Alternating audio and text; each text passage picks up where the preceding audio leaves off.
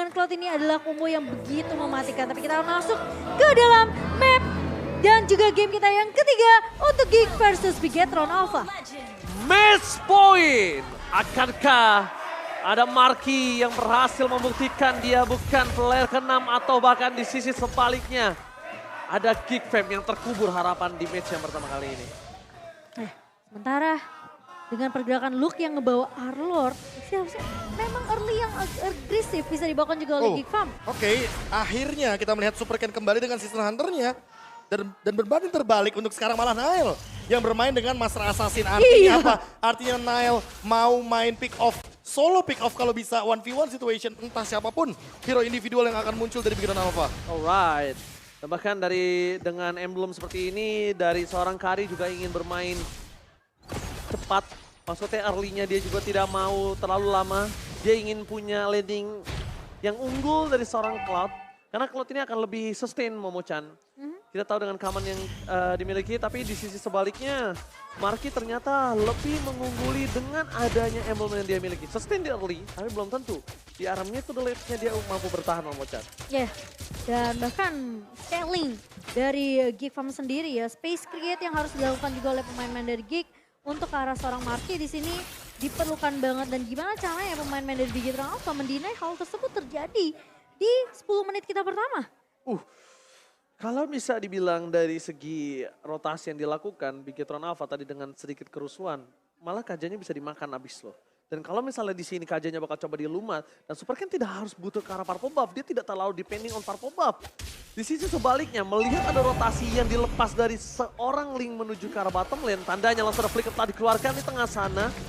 Membuat Super Fin tidak memiliki flicker, tidak ada power, dan belum memiliki defense judgment. Sedangkan Super Sorizo yang tadi sudah kita bicarakan di arah early draft, kalau dia memiliki grok untuk melakukan zoning out, ini udah mulai dilakukan tugasnya.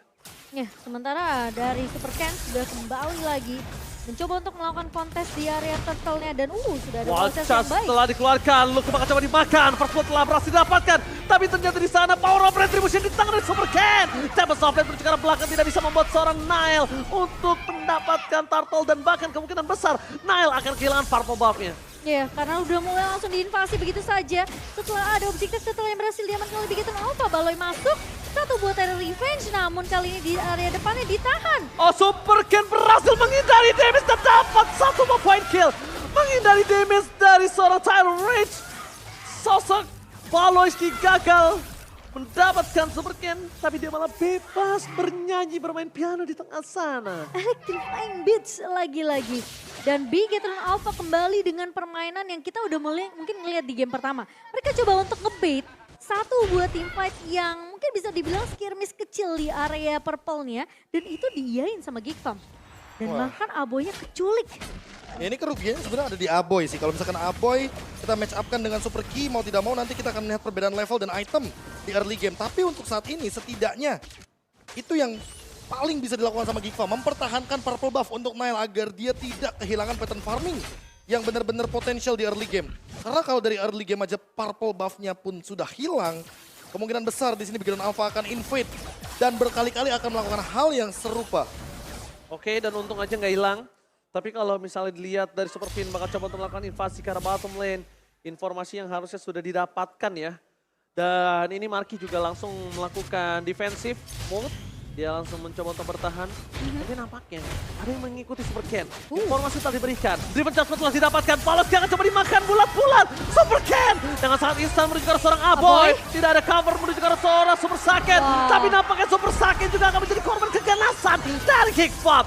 1-1 dan ternyata triple kill. Looking for Maniac. Apakah ini akan menjadi satu Maniac pertama untuk Super Ken? Karena ada Luke di depan sana yang coba dimakan begitu saja. Wajas dan tidak ada Maniac.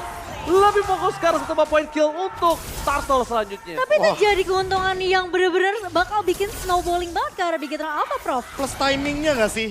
Kayak kita ngeliat timingnya ini pas banget. Abis dapetin point kill terhadap Luke, muncul Turtle. Turtle-nya muncul. Ini udah kayak disiapin, ini bonusnya loh. Turtle-nya, setupnya dan semuanya. Karena balik lagi, untuk sekarang lagi-lagi Nile harus benar-benar effort lebih. Karena dia tidak membawa Season Hunter, dia membawa Master Assassin. Sehingga ini yang nanti akan membedakan pattern farming dari Super Ken dan Iya. juga Nile-nya sendiri. Super Ken tentunya akan lebih well formed di sini dengan ngebawa Season Hunter juga. Tapi kali ini Marky masih bisa ditahan tentunya di area atas. Dan Oh, mencoba menuju ke arah seorang Super Key. Nile gagal tertarik, tapi ini udah ada informasi yang diberikan. Tidak ada Feather Extract yang tandanya ketika Feather Extract tidak ada, invasi di arah top lane, ini mungkin agak cukup kekurangan damage. Lihat, Super Key akan memasak, dapat sana ada Marky, Super Ken, membuat seorang Baloyski bingung siapa yang akan coba gua tangkap. Karena terlalu riskan menangkap seorang Super Ken. Super Finish coming up, Defense Adjustment gagal didapatkan. Informasi yang bisa dimiliki adalah parpolnya akan coba dipegang oleh seorang Nile. iya, tapi apakah akan ditukarkan nantinya? Tapi masalahnya dari posisi Nile tentunya akan lebih cepat untuk mengamankan ke arah purple yang sudah colong begitu saja. Tapi dari seorang Nile kali ini bakal coba di cover oleh seorang Luke. Yang dimana Ki sudah mulai berjalan juga. Sorizo udah memotong dari area bawah dan Nile dipukul mundur secara tidak langsung dengan satu buah Power of Nature dari seorang Sorizo. Masalahnya Nile sekarat dalam maut.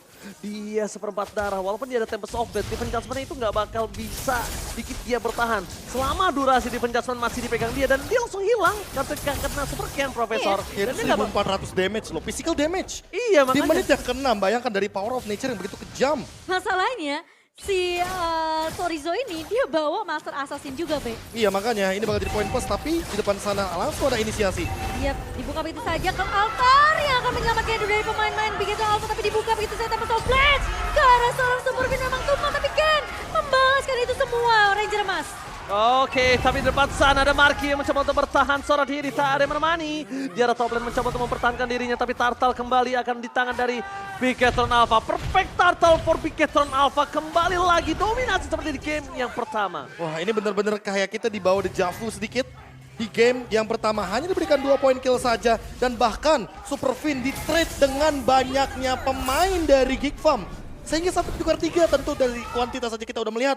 Ini engage play dari Geek Farm terpatahkan itu yang pertama. Ya. Gold leadingnya dari 3.000 menuju ke arah 5.000 bahkan 6.000. Makin jauh. Makin jauh. Kalau misalkan Lord didapatkan, tidak menutup kemungkinan ini 10.000 gap gold pun Wow. bisa didapatkan. Kalau kita melihat dari instant replay, semuanya menuju ke arah Super Fin. Tapi Cult Altar membuat Super Fin setidaknya sedikit saja bisa memberikan efek paralyze. Yeah. Agar damage yang diberikan ke arah Super Ken tidak begitu maksimal, dipotong sedikit lah 4% di sana. Ya, dan sama seperti di game pertama, gak ada yang bisa menghentikan atau mungkin nge-beat. What are you doing, Baloy? Membuang tire race dengan sia-sia kali ini. Apakah ini T-Man MPL untuk pertama kalinya?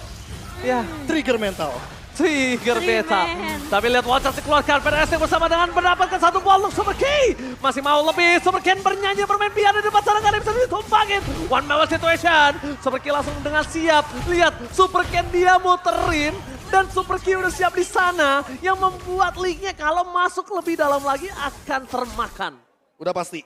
Itu kalau misalkan tadi Nile tidak mengikuti bagaimana insting dia sebagai assassin untuk mengejar ke arah Super Ken, itu udah pasti bakal kemakan. Tapi untuk sekarang Nile mau tidak mau nggak punya ultimate lagi, nggak punya Tempest of Blade, jadi dia harus memilih untuk mundur. Dan ini dia sebuah perbedaan dari segi emblem ketika penggunaan link dari Super Ken versus Nile. Tadi bedanya yang pertama, Fatal digunakan, Season Hunter masih di bawah. Tapi untuk dari Nile, dia membawa Swift, dia membawa attack speed, tapi tidak membawa Season Hunter. Dia memilih Master Assassin di sini. Iya, dari segi farming tentunya akan sedikit tertinggal jauh ya, Be ya. Di sini dengan ngebawa Season Hunter juga di tangan seorang Super Ken. Dan memang nggak sama-sama ngebawa Master Assassin, tapi yang dibawakan dari Nile sendiri adalah dia bawa lebih ke arah attack speednya. Ya bedanya sedikit. Ya mungkin kalau kita ngeliat dari Swift aja cuma satu ya karena attack speed. Tapi untuk sekarang, Oke, kalau Altar telah dikeluarkan, Balas King ada terrorist tapi free hit. Dikeluarkan oleh seorang Super Saiyan, Marky hilang. Watchers di arah belakang membuat seorang Aboy harus flicker ke arah depan. Mencoba untuk menukar dengan 1-1, tapi nampaknya gagal. Ini pencara.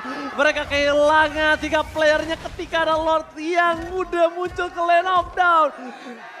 Nostalgia, dejavu game yang pertama kembali lagi hadir kali ini. 8-0-3 ya kan. Plus, ini plusnya ya. Menit 9 Blood Wings udah ada di tangan dari Super Ken. Itu seberapa besar damage Seberapa Magic? besar damage? Ya ini dia jawabannya, 36.735 damage magical yang diberikan Dan- teman-teman Geek Farm dan pattern farmingnya benar-benar tidak terhentikan. Nile sudah kehilangan purple buff-nya dan bahkan untuk saat ini invasi ke arah orange buff bukan hal yang mustahil. Oke, Dan bahkan- Nail. Hampir aja dipaksa Tempest of Land, Cimo. Hampir ya. Hampir. Hampir. Untung. Dan sama seperti yang kita tahu Geek Fam, patternnya all for one for all. Wow. Mereka maju, tumbang satu persatu dan bahkan dari Bigetron Alpha mereka yang tinggal nunggu inisiasi yang dibuka sama seorang Baloy. Oke, memang MPL makin lebih keras, tidak ada game 2-0, game 2-1. Apakah kali ini para pasukan dari Bigetron Alpha akan menghubur mimpi dari Geek Farm menamatkan di game yang pertama kali ini. Sorry, di match yang pertama. Tapi match kali ini benar-benar membuat Bigetron Alpha harus membolongi semua base turret supaya mereka bisa lancar dari 3 lane push. Satu bapak celuk, termakan, Watson dikeluarkan, Marky hilang. Nggak peduli apapun terjadi walaupun dikating dan ini dia. Bigetron Alpha, sang super squad berhasil mendapatkan kemenangan pertama mereka di MPL. Mendakan kemenangan yang begitu mendominasi dari Super Bigetron di match kita yang pertama. Wah, super squad, super team. Dan inilah dia para 5 pemain supernya yang mendapatkan poin 2-1 bahkan walaupun mereka bisa dibilang terpleset di game yang kedua. Tapi yang penting game ketiganya mereka leading jauh banget. Leading terlalu tinggi dari segi network. Dan itu yang membedakan bagaimana Nile, Super Ken, dan kawanan Geek Farm yang benar-benar tertinggal dari segi 7.000 sampai menyentuh 10.000 real, man.